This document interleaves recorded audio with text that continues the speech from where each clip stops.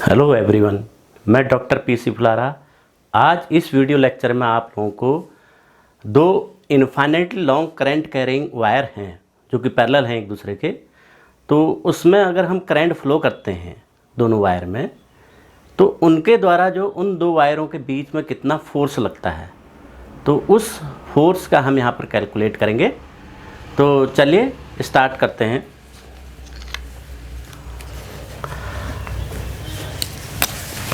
Force between two parallel infinitely long current carrying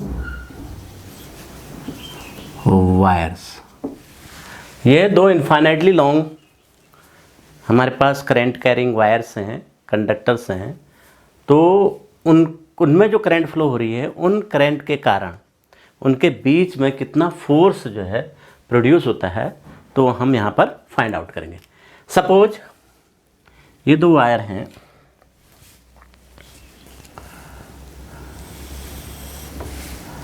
पहला case लेते हैं हम कि वायर में सेम डायरेक्शन में करंट फ्लो हो रही है, ये I1 और I2। अब इसमें I1 और I2 सेम डायरेक्शन में करंट फ्लो हो रही है। तो अब इसके बीच में जो फोर्स लगेगा वायर के बीच, वो कितना लगेगा, ये हम फाइंड आउट करेंगे। देखिए हम क्या करते हैं, सबसे पहले जो इसमें करंट फ्लो हो रही है, इसके कारण, क्योंकि ये वायर जो सेकंड वाला वायर है, ये फर्स्ट वायर में जो करंट फ्लो हो रही है, उसके कारण जो मैग्नेटिक फील्ड प्रोड्यूस होगा उसमें होगा ये वायर। तो अगर कोई करंट कैरिंग वायर को हम एक्सटर्नल मैग्नेटिक फील्ड में रख रहे हैं, तो उस पर क्या लगता है, फोर्स लगता है। तो वो फोर्स हम कैलकुलेट करेंगे यहाँ पर।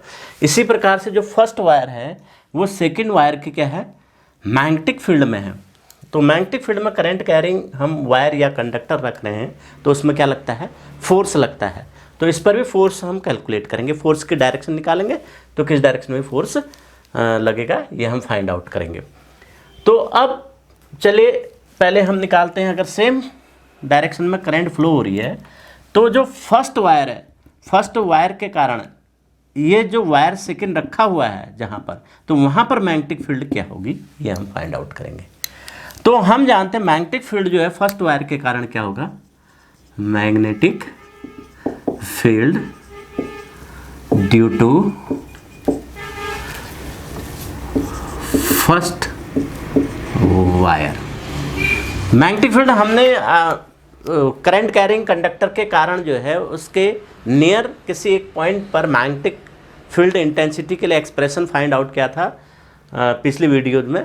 तो यदि आपने वो पिछली वीडियो नहीं देखी है, तो मैं उसका लिंक डिस्क्रिप्शन में दे रहा हूँ, वहाँ जाकर आप उसको विजिट कर लीजिए। तो यहाँ पर ये हमने फाइंड आउट किया था उस वीडियो में, magnetic field due to a first wire कितना हो जाता है, B = μ0/4 पाई 2I1 इन दोनों के बीच की डिस्टेंस कितनी है, सपोज D है, तो कितना हो जाएगा, D हो जाएगा। I1 इसमें करंट फ्लो हो रही है और दोनों वायर के पैरेलल वायर के बीच की डिस्टेंस कितनी है, D है, तो इतना हो जाएगा B = अब ये तो मैग्नेटिक फील्ड आ गया। अब मैग्नेटिक फील्ड की डायरेक्शन हम फाइंड आउट करते हैं कि ये मैग्नेटिक फील्ड किस डायरेक्शन में होगा। तो राइट हैंड थंब रूल से, तो राइट हैंड का जो थंब हम करंट की डायरेक्शन में रखेंगे, तो जो पॉइंट है इस पाम के ऊपर आएगा, तो ये पॉइंट से जो पाम की जो परपेंडिकुलर डायरेक्शन में उसकी डायरेक्शन हो जाएगी। देखो मैंने अंगूठा यहाँ रखा है, ये राइट हैंड का करंट की डायरेक्शन में, तो ये पाम के परपेंडिकुलर डायरेक्शन अंदर को जाएगा, तो अंदर को जो है मैग्नेटिक फील्ड होगा। तो अंदर को मैग्नेटिक फील्ड हम कैसे दिखाते हैं, क्रॉस से दिखाते हैं बोर्ड के अंदर को। तो यहाँ पर B1 मैग्नेटिक फील्ड ये हो जाएगा, B1। तो ये मैग्नेटिक फील्ड आ गया।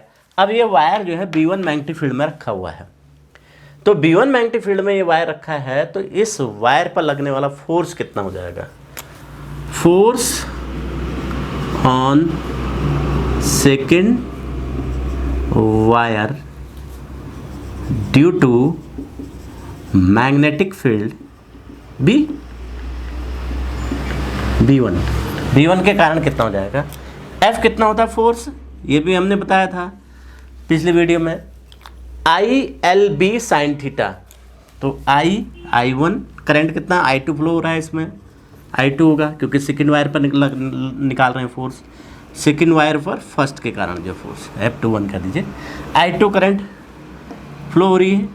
IL, इसके लंबाई हम जो है एक छोटी सी लंबाई ले लेते हैं, ये इनफाइनाइट लॉन्ग है, तो इस छोटी लंबाई पे कितना फोर्स लगेगा, तो हम L2 कह देते हैं। B1 हो गया। साइन थीटा, अब थीटा की बात करते हैं।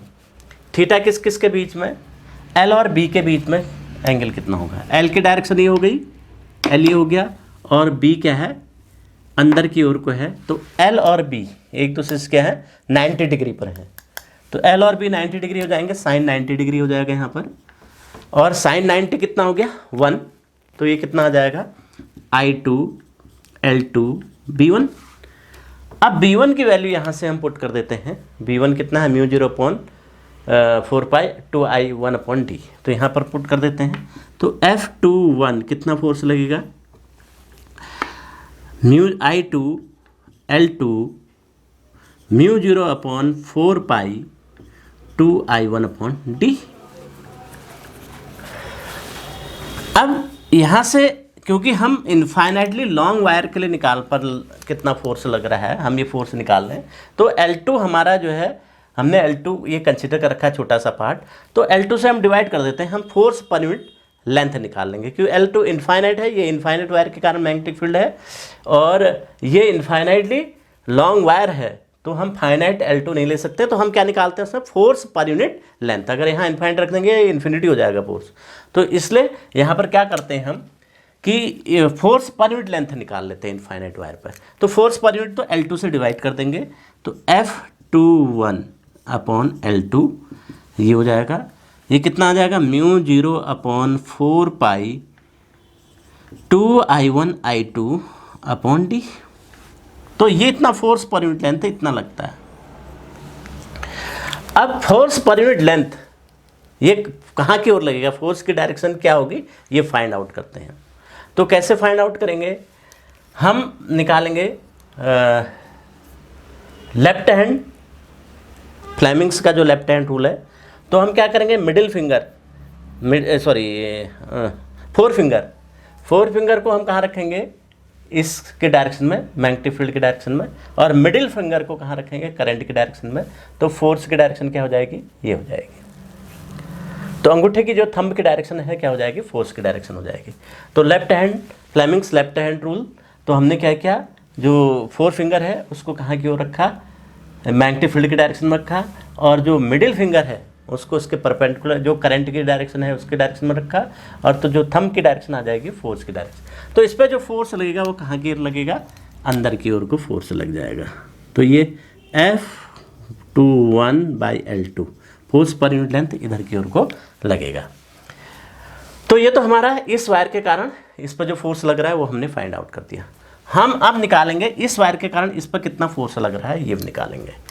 तो कैसे फाइंड आउट करेंगे, तो क्या हो जाएगा कि magnetic field due to second wire, अब यहाँ पर सेकेंड वायर के कारण हम निकालते हैं, सेकेंड वायर से क्या हो जाएगा, सेकेंड वायर कर देते हैं, B2 इक्वल टू μ0, यहाँ I2 हो जाएगा, डिस्टेंस है D है, D पॉइंट पर हम निकाल रहे हैं, D प्लेस पर, तो 2I2/d हो जाएगा। अब फोर्स ऑन, अब इसकी पहले डायरेक्शन निकाल लेते हैं, इसकी डायरेक्शन क्या हो जाएगी, B2 की डायरेक्शन देखिए, B2 की डायरेक्शन यहाँ से यही हमारा करंट की डायरेक्शन क्या है, ऊपर की ओर को है, ये जो राइट हैंड थंब रख दिया हमने यहाँ, करंट की डायरेक्शन मैग्नेटिक फील्ड कहाँ है, ऊपर की ओर का है, ऊपर की ओर को हम किससे, डॉट से रिप्रेजेंट करेंगे बाहर की ओर को, तो मैग्नेटिक फील्ड की डायरेक्शन ही आ जाएगी B2 की डायरेक्शन, ये B2 हो जाएगा। तब हम क्या निकालेंगे, force on first wire due to magnetic field B2, जो सेकेंड वायर के कारण मैग्नेटिक फील्ड, तो यहाँ F12 हो जाएगा, F12 यहाँ पर क्योंकि करंट I1 फ्लो हो रही है इसमें, इस कंडक्टर में, इस वायर में, तो I1 हो जाएगा। इसकी लंबाई L1 मान लेते हैं, छोटी सी लंबाई ले लेते हैं इसमें थोड़ी देर के लिए, L1 ये B2, और यहाँ पर भी देखिए मैग्नेटिक फील्ड क्या है, बाहर की ओर को है, और L की डायरेक्शन क्या है, ऊपर की ओर को, एक दूसरे से 90 डिग्री पे है, तो साइन 90 हो जाएगा। तो ये क्या हो जाएगा, I1 L1 B2 इतना हो जाएगा। B2 की वैल्यू यहाँ रख देते हैं, तो ये I2 हो जाएगा, ये L1।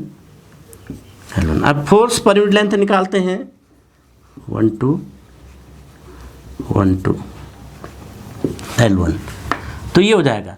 तो सेम एक्सप्रेशन आता है, देखिए F12 upon L1 equal to mu 0 upon 4 pi 2 I1 I2 upon D, जो पहले आया था सेम फोर्स, यहाँ सेम जो है फोर्स के लिए एक्सप्रेशन आता है।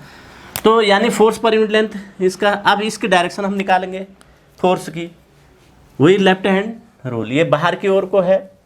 देखो ये 4 फिंगर हमने जो है मैग्नेटिक फील्ड की डायरेक्शन पे, बोर्ड से बाहर की ओर को मैग्नेटिक फील्ड लग रहा है, और करंट की डायरेक्शन मिडिल फिंगर है, तो मिडिल फिंगर करंट की डायरेक्शन, तो थंब की डायरेक्शन फोर्स की डायरेक्शन हो जाएगी। तो फोर्स किधर की ओर हो जाएगा हमारा, ये इस डायरेक्शन हो जाएगा। तो ये फोर्स पर यूनिट लेंथ इसमें F12 अपॉन L1। अब दोनों फोर्स की डायरेक्शन अंदर की ओर को है, अगर सेम डायरेक्शन में करंट फ्लो हो रही है तो ये दोनों एक दूसरे को क्या करेंगे, अट्रैक्ट करेंगे। तो अट्रैक्ट करेंगे तो इनका शेप कैसा हो जाना चाहिए, ये इस तरह से हो जाना चाहिए, अंदर की ओर अट्रैक्ट कर रहे हैं I1 और I2, इस तरह से हो जाना। परंतु ये फोर्स क्या होता है, बहुत कम होता है। तो प्रैक्टिकली आप क्या कहेंगे कि मैं 2 वायर लेते हैं, पैरेलल लगते हैं और उसमें करंट फ्लो कराते हैं, टेढ़े होते नहीं होते हैं, हम ऑब्जर्व करते हैं, तो ये फोर्स की क्वांटिटी क्या होती है, बहुत कम होती है, तो इसका इफेक्ट बहुत कम होगा। तो ये था हमारा कि अगर सेम डायरेक्शन में करंट फ्लो होगी तो ये एक्सप्रेशन आएगा फोर्स पर यूनिट लेंथ के लिए, इतना फोर्स लगेगा, ये एक दूसरे को अट्रैक्ट करेंगे। अब हम बात करते हैं अगर करंट जो है अपोजिट डायरेक्शन में है। अब मान लीजिए ये 2 वायर हैं, इनमें करंट क्या है, अपोजिट डायरेक्शन में फ्लो हो रही है, यानी एक करंट इस डायरेक्शन में फ्लो हो रही है तो दूसरी करंट इसके अपोजिट डायरेक्शन में फ्लो हो रही है।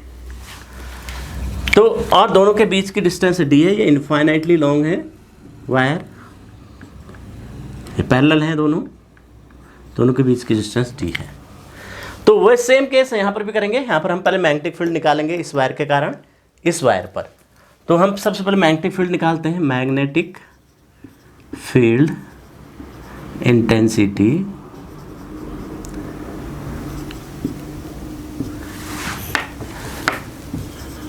Due to first current carrying wire. Magnetic field कितना हो जाएगा, कितना होता है, B1 equal to mu 0 upon 4 pi, इसका हमने डेरिवेशन किया है लास्ट वीडियो में, 2I1 अपॉन D डिस्टेंस पर 2I1 अपॉन D, ये B1 हो जाएगा मैग्नेटिक। अब इसके डायरेक्शन निकालेंगे, डायरेक्शन क्या होगी, देखो राइट हैंड, ये थंब पाम रूल, तो ये हमने क्या है, करंट की डायरेक्शन ही है, मैग्नेटिक फील्ड क्या होगा, बोर्ड के अंदर की ओर को, पाम के परपेंडिकुलर। तो यहाँ पर मैग्नेटिक फील्ड क्या हो जाएगा, बोर्ड के अंदर, तो B1 की डायरेक्शन बोर्ड से अंदर की ओर को है। अब इस B1 मैग्नेटिक फील्ड में अगर हम कोई वायर रखते हैं जिसमें I करंट फ्लो हो रही है, तो इस पर कितना फोर्स लगेगा, तो हम फोर्स निकालते हैं। तो फोर्स कितना हो जाएगा, force on second current carrying wire due to B1। अब सेकंड पर फर्स्ट के कारण निकालने, F21 हो गया, क्या हो जाता है, ILB साइन थीटा, तो I कितना है, I1 करंट फ्लो हो रहा है फर्स्ट में, सॉरी सेकंड पे निकालना है, सेकंड में I2 करंट हो जाएगा, सेकंड पे निकालना तो इसके करंट होगी, इसका B1 मैग्नेटिक फील्ड में। इसकी लंबाई लेते हैं, वही L2, सपोज हमने L2 ले ली, स्मॉल L2 लेंथ में हम निकाल रहे हैं, इंटू B1 साइन थीटा। अब साइन थीटा, B क्या है, अंदर की ओर को है, और L की डायरेक्शन ये है, एक दूसरे से क्या 90 डिग्री पर, तो साइन 90 हो जाएगा। तो यहाँ पर I2 L2 B1 की वैल्यू रिपोर्ट कर दीजिए, B0 म्यू 0 अपॉन 4 पाई 2I1 अपॉन D। तो F21 कितना हो जाएगा, F21 per unit length, force per unit length, L2 से डिवाइड कर दो तो कितना हो जाएगा, म्यू 0 अपॉन 4 पाई 2I1 I2 अपॉन D। ये सेम एक्सप्रेशन जो पहले एक्सप्रेशन आया था, सेम ये भी एक्सप्रेशन वही आता है, ठीक है। इतना फोर्स पर यूनिट लेंथ कितना लगेगा, म्यू 0 अपॉन 4 पाई 2I1 I2 अपॉन D, ये हो गया। अब इस फोर्स पर यूनिट लेंथ इसकी डायरेक्शन निकालते हैं। देखो कैसे, I2 करंट यहाँ पर ऐसे फ्लो हो रही है नीचे की ओर को, और B1 क्या है, मैग्नेटिक फील्ड अंदर है।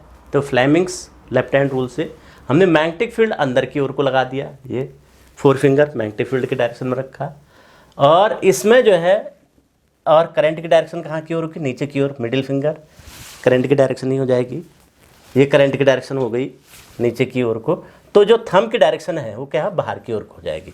तो यहाँ पर जो फोर्स लगेगा, force per unit length F21/L2 कहाँ की ओर, बाहर की ओर को लगेगा। ऐसे ही हम निकालते हैं। अब इसके कारण, सेकेंड वायर के कारण फर्स्ट वायर पर कितना फोर्स लगेगा ये फाइंड आउट करते हैं। तो हम अब निकालते हैं, इसमें थोड़ा करेक्शन कर देते हैं। Magnetic field intensity due to second current carrying wire, second current carrying wire कितना हो जाएगा, B2 निकालेंगे, μ0/4π। अब इसमें I2 करंट फ्लो हो रही, तो I2 करंट के कारण डिस्टेंस D पर ही है, सेम ये रह जाएगा। तो अब फोर्स ऑन, अब इसकी डायरेक्शन क्या होगी, पहले डायरेक्शन हम निकालते हैं B2 की। B2 की डायरेक्शन वही राइट हैंड पाम और थंब। देखिए अब ये ऐसे हो जाएगा, ये ऐसे हो गया, ये हमने थंब के ये हो गया, पाम या फिंगर की जो डायरेक्शन है ये क्या है, इसके परपेंडिकुलर डायरेक्शन अंदर की ओर को। तो अंदर की ओर को जो है क्या लगेगा, ये लग जाएगा, ये हो गया। इसके कारण मैग्नेटिक फील्ड क्या होगा, बोर्ड से अंदर की ओर को जाएगा। तो मैग्नेटिक फील्ड की डायरेक्शन ये हो जाएगी। Force on second current carrying, अब ये फर्स्ट करंट कैरिंग वायर पर हम निकाल रहे हैं, first current carrying wire due to B2। तो क्या हो जाएगा, F12 से रिप्रेजेंट करेंगे I1, इसमें करंट I1 फ्लो रही, इसकी हम L1 लेंथ ले लेते हैं, यहाँ से यहाँ तक का सपोज L1 लेंथ हो गया ये। तो L1 और B2 मैग्नेटिक फील्ड में रखा हुआ है, और ये sin 90 क्योंकि बाहर को है, L की डायरेक्शन ये है तो 90 डिग्री है। तो I1 L1 यहाँ पर 2I2 इसकी वैल्यू रख दी D। तो फोर्स पर यूनिट लेंथ निकालेंगे, तो ये 12/L1 μ0/4π सेम है। अभी फोर्स की डायरेक्शन हम निकालेंगे। देखिए अंदर की ओर था, इसको क्रॉस से रिप्रेजेंट करते हैं मैग्नेटिक फील्ड, मैग्नेटिक फील्ड अंदर की ओर को था तो ये क्रॉस से रिप्रेजेंट होगा। तो अब देखिए कि जो फ्लेमिंग्स लेफ्ट हैंड रूल से हम फोर्स की डायरेक्शन निकालते हैं इस वायर पर सेकेंड वायर के कारण। तो हमने क्या किया, ये जो 4 फिंगर है इसको रख दिया कहाँ, मैग्नेटिक फील्ड की डायरेक्शन में, और जो ये मिडिल फिंगर है उसको रख दिया करंट की डायरेक्शन में। हमने ये करंट की डायरेक्शन हो गई, और ये जो थंब की डायरेक्शन होगी ये क्या होगी, फोर्स की डायरेक्शन हो जाएगी। तो बाहर की ओर को जो है फोर्स लग जाएगा, इसमें फोर्स क्या लग जाएगा, बाहर की ओर को लग जाएगा F12/L1। Force per unit length इसमें कहाँ की ओर को लगेगा, बाहर की ओर को लगेगा। तो ये एक्सप्रेशन ये हो गया, और इसके लिए ये। अब इसका शेप कैसा हो जाना चाहिए, ये बाहर की ओर को खिंच जाएंगे दोनों वायर, ये इस प्रकार से। अगर अपोजिट डायरेक्शन में करंट फ्लो होगी I1 और I2, तो दोनों वायर का शेप किस प्रकार से हो जाएगा, इस प्रकार से हो जाएगा। और एक्सप्रेशन ये हो गया फोर्स के लिए। तो ये तो था कि force between parallel infinitely long current carrying wires. अब इससे जो है बहुत इंपॉर्टेंट एक्सप्रेशन है, इस एक्सप्रेशन से हम 1 एम्पियर की डेफिनेशन देते हैं। अब 1 एम्पियर की डेफिनेशन क्या होगी, ये देखिए।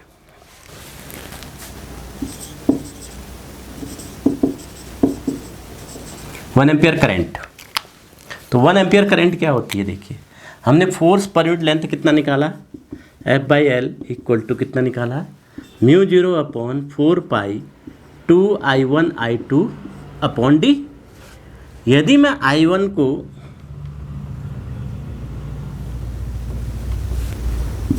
को वन एम्पियर और I2 को भी 1 एम्पियर ले लूँ,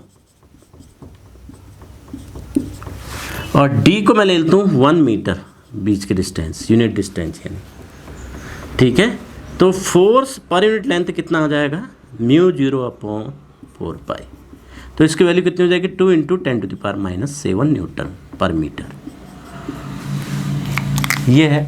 तो यहाँ से डेफिनेशन कैसे हम करेंगे 1 एम्पियर की डेफिनेशन, तो वो 1 एम्पियर करंट वो करंट है जो हम किसी 2 parallel infinite long current carrying wire में फ्लो करते हैं, और जो कि क्या है, एक दूसरे से कितने डिस्टेंस पर हैं, यूनिट डिस्टेंस पर हैं।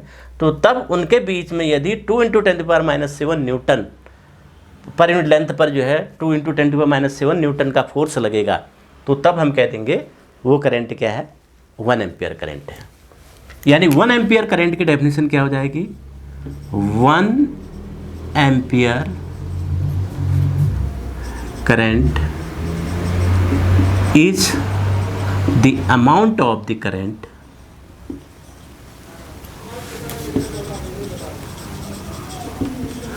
flowing in two parallel infinitely long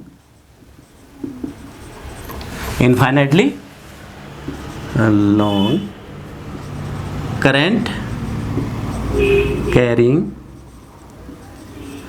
conductors या वायर्स जो भी लिख रहे हो, conductors which produces placed, ये कितने डिस्टेंस पर है, यूनिट डिस्टेंस पर, यूनिट 1 मीटर की, placed at a distance of 1 metre, 1 metre की डिस्टेंस पे है, which produces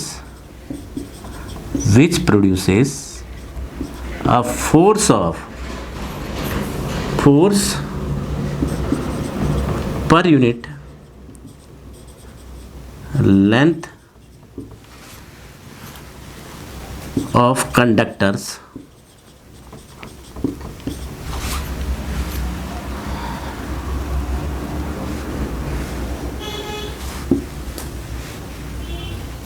of amount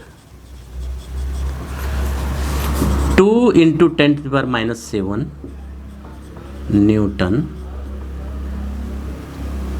पर मीटर। ये है, इतने का जो है पर यूनिट लेंथ कह दिया तो पर मीटर कहने की जरूरत यहाँ है नहीं। तो पर यूनिट लेंथ पर जो है कितने का, 2 into 10 to the power minus 7 Newton का जो है फोर्स क्या करे, ये उत्पन्न करते, तो तब हम इस तरह की करंट को क्या कहेंगे, 1 एम्पियर करंट। यानी 1 ampere current is the amount of current flowing in 2 parallel infinite long current carrying conductors placed at a distance of 1 metre which produces a force per unit length of conductor of amount 2 into 10 to the power minus 7 Newton. तो ये 1 ampere की यहाँ से definition है। तो ये था force between 2 parallel infinitely long current carrying wires.